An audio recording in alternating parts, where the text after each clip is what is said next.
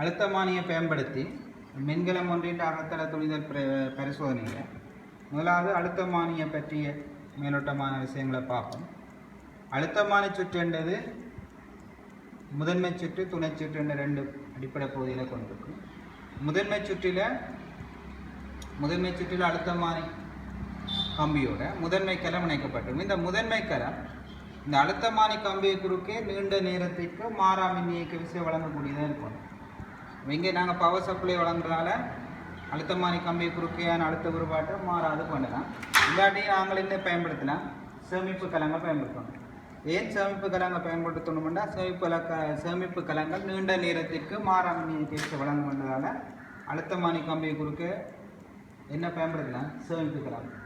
சரியில்லை, அழுத்தமானி கம்பி கிட்டத்தட்ட அழுத்தமானி சுற்றில் 10 மீட்டர் வரை பயன்படுத்தலாம். இப்போ நீளத்தை குறைக்கிறதுக்காண்டி கம்பிகள் ஒவ்வொரு மீட்டர் கம்பிகளாக இணைப்பு கம்பிகளுக்கு இடையில கொடுக்கப்பட்டிருக்கு. மடிக்கவும் இல்லை, மடித்தா என்ன நடக்கும்? குறுக்கோட்டு பிறப்பும் மாறப்படும்.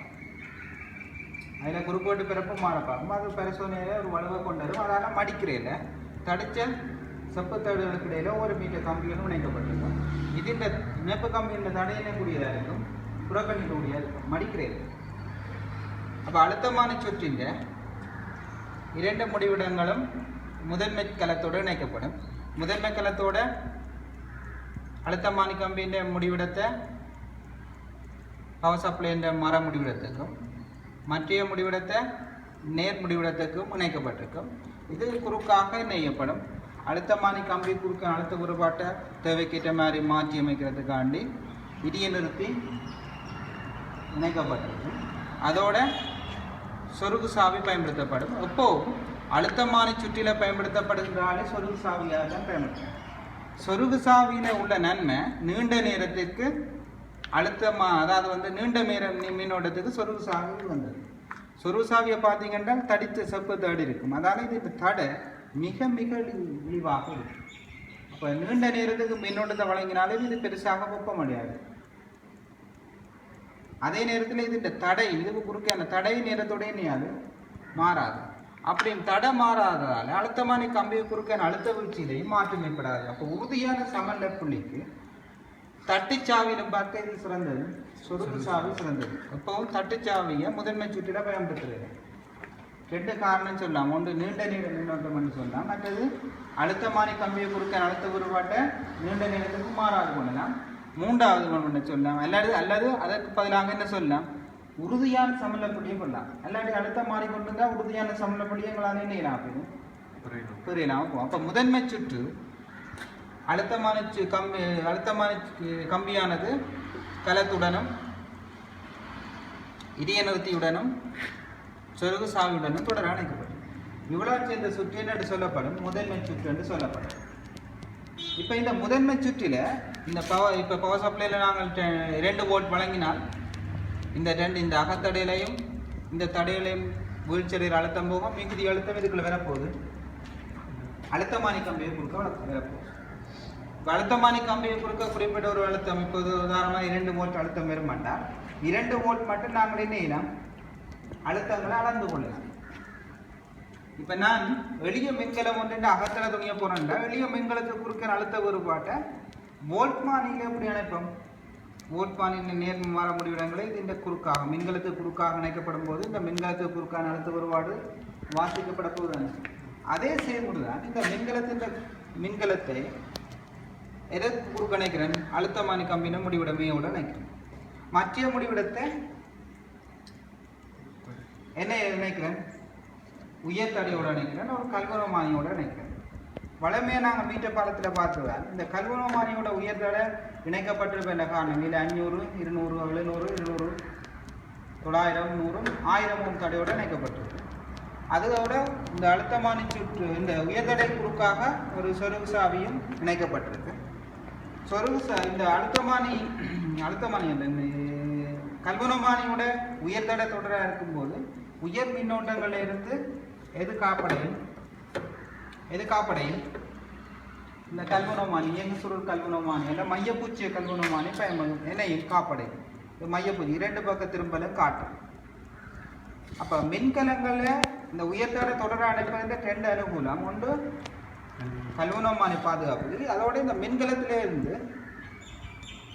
உயர் மின்னோட்டம் செல்லாது. அப்போ மின்கலம் மின்னிறக்கப்படுவதை இது என்ன செய்யும்? தேவையான சந்தர்ப்பத்தின் போது மட்டுமே, அதாவது உயர்த்தோட தொடராக இணைக்க இது கூடான மின்னோட்டம் மிக எளிவாக இருக்கும். அப்போ இந்த மின்கலத்தின் மின்னிறக்கம் சரியாக குறைக்கப்படும். அது இந்த முடிவுடன் ஜோக்கியோட அந்த வளர்ச்சி சாவியோட இணைக்கப்படும். அப்போ இப்போ பார்த்தீங்கன்னா இந்த மின்கலத்தின் ஒரு முடிவிடம் அழுத்தமானி கம்பியோடையும் மற்ற முடிவிடத்தை நான் இந்த கம்பியில் ஏதாவது ஒரு பகுதியில் வைக்கலாம். அப்போ இந்த கம்பியின் நடுப்பகுதியில் வைக்க இதில் 2 வோல்ட் வீழ்ச்சியடையமாக இருந்தால் 1 வோல்ட் அழுத்தம் கிடைக்கும். இந்த மின்கலத்தை குறுக்க அழுத்த வேறுபாடு 1 வோல்ட்டாக இருந்தால் இந்த சமநிலை புள்ளி அடையும். நடுப்புள்ளியில் சமநிலை புள்ளி கிடைக்குமே. இதுக்கு சமனான அழுத்தமானி கம்பியிலையும் சமனான கிடைக்குமாக இருந்தால் விளைவு மின் இயக்க விசை என்ன வேறு? பூஜ்ஜியம். அதாவது விளைவு மின் இயக்க விசை பூஜ்ஜியம் என்பதால் இந்த சுற்றுக்கூடாது, இந்த துணை சுற்றுக்கூடாது என்ன பாயாது, மின்னோட்டம் பாயாது. அப்படியான ஒரே ஒரு நிலைமை தான் கிடைக்கும். அந்த சமநிலை புள்ளிக்கு கூட வச்சாலும் குறைய வச்சாலும் என்ன மின்னோட்டம் பாயும். அந்த சந்தர்ப்பத்தில் இந்த இயங்கு சுருள் கல்வனோமானி 2 பக்க திரும்பலை காட்டும். அப்போ 2 பக்க திரும்பல் காட்டினால்தான் அழுத்தமானி சுற்றிலங்களில் சமநிலை புள்ளி இருக்கின்றதை என்ன செய்யலாம்? உறுதிப்படுத்தும். இப்போ முதலாவது பரிசோதனை செய்ய முதல் இயங்கு சுருள் கல்வனோமானியை இந்த அழுத்தமானி கம்பியின் அந்தங்கள் இயக்கம்பியில் தொடர் செய்யும் போது 2 பக்க திரும்பலை காட்டு கொண்டதை என்ன செய்யணும்? முதலானி சுற்றில சரியா அழுத்தமானி சுற்றில சமநிலை புள்ளி கிடைக்கணும் என்றால் இப்போ சுற்றுக்கு மின்னோட்டத்தை வழங்கும். சரியா உயர்தடையோட தொடராக இணைக்கப்பட்டிருக்கணும் ஆரம்பத்தில். ஆரம்பத்தில் சமநிலை இல்லாத சந்தர்ப்பத்தில் மையப்பூச்சிய கல்வனோமானி கூட உயர் மின்னோட்டம் செல்லாம் தானே. அப்போ முதலாவது இந்த மையப்பூச்சிய கல்வனோமானிக்குள்ள அழுத்தமானி கம்பியின் அந்தங்களில் தொடர் செய்யும் போது 2 திசை திரும்பல்கள் என்ன செய்யணும்? உறுதிப்படுத்தணும். 2 திசை திரும்பல்கள் கிடைக்குதா இல்லையா? கிடைக்குதானே. அப்போ அழுத்தமானி சுற்றில என்ன இருக்குது?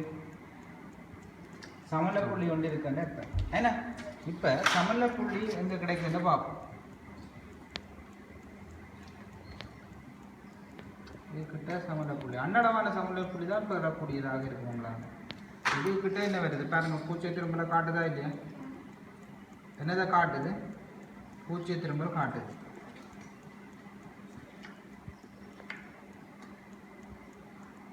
இப்போ அன்னளவான சமநிலை புள்ளியை பெறக்கூடியதாக இருக்குது. ஏனென்றால் இந்த மையப்பூச்சிய கல்வனோமானி உணர்திறன் குறைவாக உயர்த்தோடு தொடராக தானே இருக்குது. இப்போ குறிஞ்சிட்டாக்கும் உயர்தடை இது இந்த உணர்திறன் என்ன செய்யப்படும்? அதிகரிக்கப்படும். இப்போ என்ன செய்யலாம்? நம்மளால் திருத்தமான சமநிலை புள்ளியை பெறலாம்.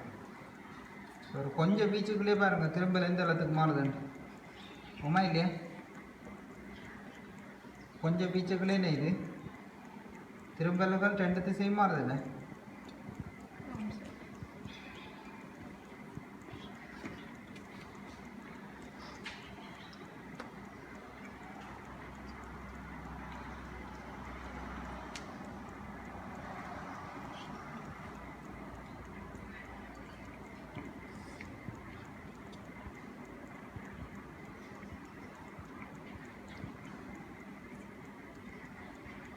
இப்போ என்னதை காட்டுது? பூச்சி திரும்பலை காட்டுது. அதாவது வைக்கும் போதும் எடுக்கும் போதும் என்னையக்கூடாது, திரும்பல் பெருமளவு இருக்கக்கூடாது. அப்போ இதில் ஒரு சமநிலை புள்ளி கிடைக்குது. எவ்வளோ இடத்துல? இவ்வளோ 1 மீட்டர், இங்கால 140 எவ்வளோத்தில் வருது? 41.5 சென்டிமீட்டரில் சமநிலை வருது. சரியில்ல? இதே போல் வெவ்வேறு இப்போ இது ஆரம்பத்தில் பூச்சி தடை. இப்போ தடை எத்தனை உண்மை? 20 உண்மை கொடுத்து அதுக்குரிய சமநிலை புள்ளி பெறலாமா? புரியலாதா? பெறலாம். ஏன்னா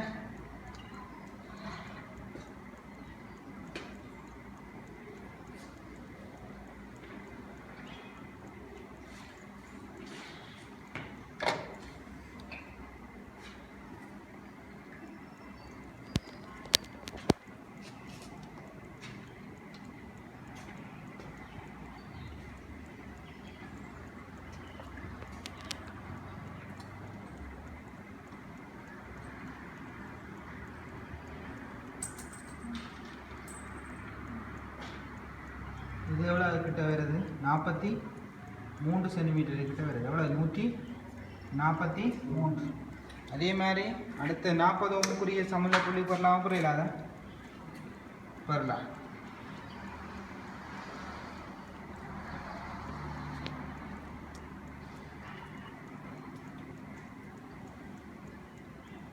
நாற்பத்தி 146 கிட்ட வருது. இதே போல் ஒவ்வொரு தடைகளுக்கு ஒத்த சமநிலை புள்ளியின் நீளங்களை பெற்று வேறு மூலமே நீளம் இந்த மின்கலத்தின் அணுக்களை துணியலாம். சரியா?